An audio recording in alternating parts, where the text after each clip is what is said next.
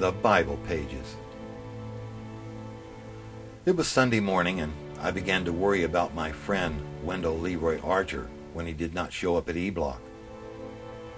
That was a cell block where I was assigned while incarcerated at the federal penitentiary at Lompoc, California. I was a state prisoner. I was there for buying a six-pack of beer at a party, and Wendell was there for stealing a car and going across state lines. The night before, he and I had gone to the theater to see a movie titled Born Free. It was strange to me how a movie about lions could have such an impact on me. It was amazing to me that a human being could identify with their situation, or the situation of anything involving animals, especially 3 lion cubs. I don't think it was the being free part that mattered to me. I mean, after all, I'd never been free. I had spent my entire childhood, my entire youth, in a terrible, very abusive Jacksonville, Florida orphanage. Never having the right to speak unless spoken to. Never having the right to get a drink of water or to use the bathroom without asking permission. The freedom part meant very little to me. I guess it was the having to survive against all odds that made me start to tear up during the movie, but I even had to hide that. Just as I was about to head out of the cell block, Wendell walked in. "Darn good movie last night," he said as he approached me. "Yeah, it was, and I'm still a little numb here. Not sure why, though," I told him. We headed to the library, which was about halfway down the quarter-mile steel corridor. Hundreds of prisoners marched past us going here and there. Voices were echoing off the steel walls as they talked. In the distance, you could hear the slamming of steel doors as prisoners were being released for yard time. When we arrived at the library, I opened the door for Leroy, and he entered. I walked in behind him, and there sat about 20 inmates in the small room. Some were studying for their GED, while others were reading for pleasure. An hour of free time to get one's mind off the present-day situation, I thought to myself, looking about the room.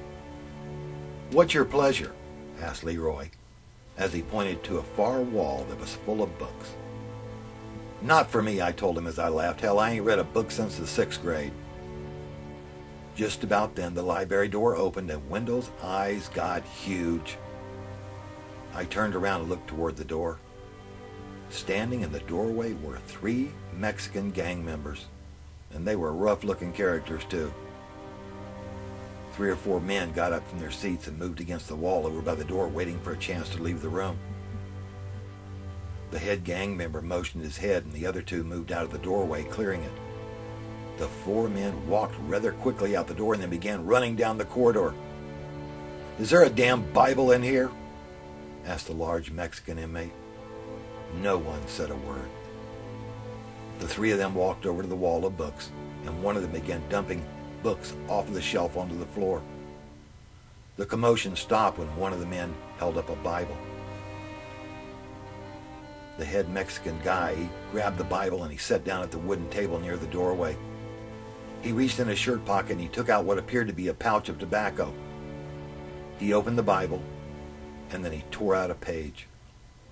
He began rolling the tobacco into a cigarette using the Bible page as a cigarette paper. Several of the men in the back stood up in shock. "You got a problem?" asked the Mexican inmate, pointing his finger at each one of them. "That ain't right, and you know it," said one of the men. The gang member, never taking his eyes off them, reached over and tore out several more pages of the Bible. The room remained totally silent for more than a minute. No one made a move and no one made a sound. I looked over at Leroy and he looked at me. All at once he slid his chair back, and then he too stood up. I sat there wondering what was going to happen, and I knew whatever it was going to be holy hell. Maybe even somebody getting killed. Then several more of the men stood up. With my heart beating 90 miles an hour inside my chest, very carefully I stood up. One of the men at the far back table walked over to where the 3 Mexican men were sitting. He reached down, picked up the Bible, along with the 3 or 4 torn out pages. He stuck the pages back into the Bible. Slowly he walked back over to the bookshelf, He kissed the Bible on the front, and then he placed it back onto the shelf. Then he returned to his seat, sat down, and began to read to himself, never looking up. The room remained very silent. Almost everyone in the room was staring at the three men. No one's eyes moved off them. I watched as the large Mexican gang member looked at his two friends. He motioned his head very gently to one side, and the three of them stood up, and they walked out of the room. By the next morning, news of the incident had spread throughout the entire prison. The incident was the talk of the town. Believe me. I'm not sure how the word came down, but it was put out through the entire prison population that anyone at all, caught defacing the Bible or any religious pamphlet would suffer the wrath of more than just the guards. I tell these stories because these were the kind of men I knew in prison. These were the type of men that I chose to hang around with when I was in prison. These were a few of the men that I chose to call a friend.